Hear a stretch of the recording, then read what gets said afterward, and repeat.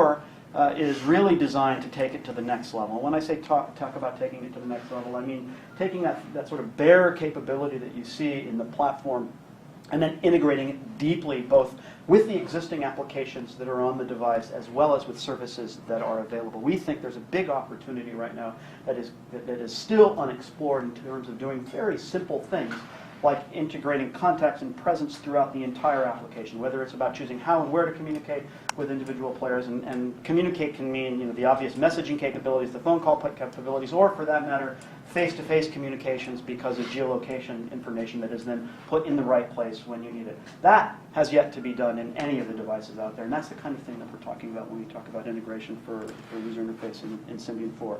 Take the base technology and truly make it mobile. So with respect to Symbian 3, it all starts with the home screen. I think it's become now true that everyone needs and wants not only a home screen capable of getting them access to the base call and communications information, but access to the various applications and services that are on their devices. And that also nowadays means multiple home screens. Multiple home screens that are capable of fitting to the particular device capabilities that the particular device has. Multiple home screens that are customizable and configurable by the user, so that means not just one or two that you can put applications on, but the ability to add new applications to a home screen as you want, configure the home screen, but also to add new home screens, add pages to the home screen as you need. The intention here is to provide enough home screen real estate, if you will, so that no user is ever asking for more, which is something that you see an awful lot of these days.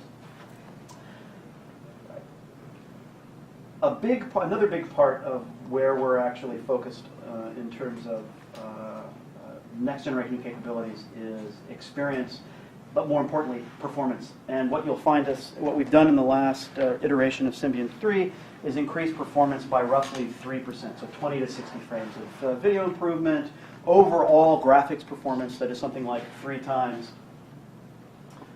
Getting there? Yeah.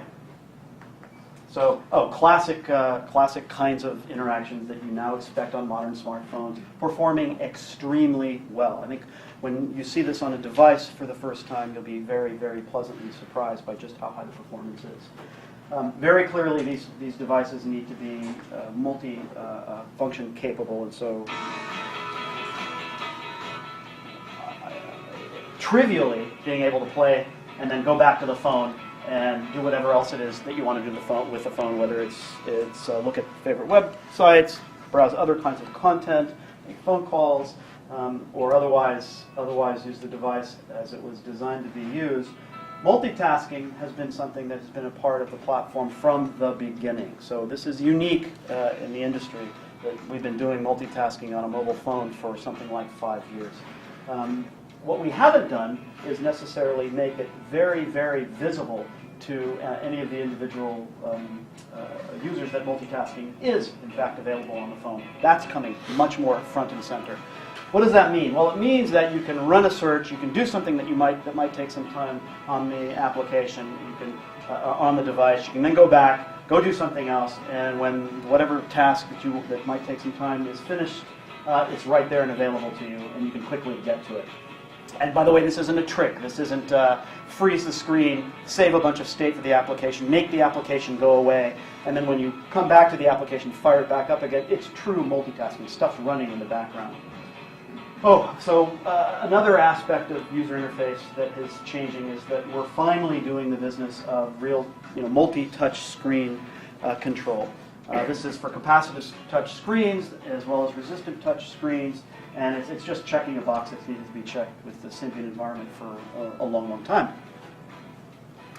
Overall, I would say there's hundreds of little usability improvements that have been sort of driven through the platform, whether it's little things like lots of annoying messages being finally removed or really properly getting scaling right for the large number of devices that we have. But we feel very, very strongly that this collection of functionality does exactly what's needed to the overall Symbian platform, kind of bring it up to that level where everyone expects a modern smartphone to be, and maybe more importantly for Nokia, bringing it to the broadest collection of devices in the industry. I'm going to stop there and ask if there are questions from the audience about this.